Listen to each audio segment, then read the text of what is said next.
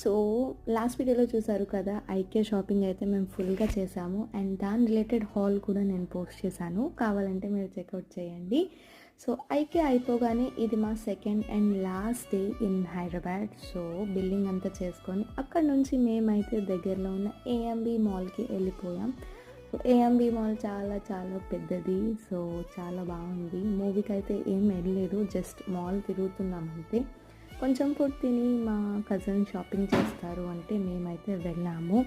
First అయితే యమ్మీ food అంతా తినేద్దాం అని చెప్పి వెళ్ళాము. అండ్ దారిలో మాకు హ్యామ్లీస్ కనిపించింది. సో క్యూట్ హ్యామ్లీ స్టోర్ ఎంతమందికి నచ్చదో చెప్పండి, నాకైతే చాలా చాలా ఇష్టం.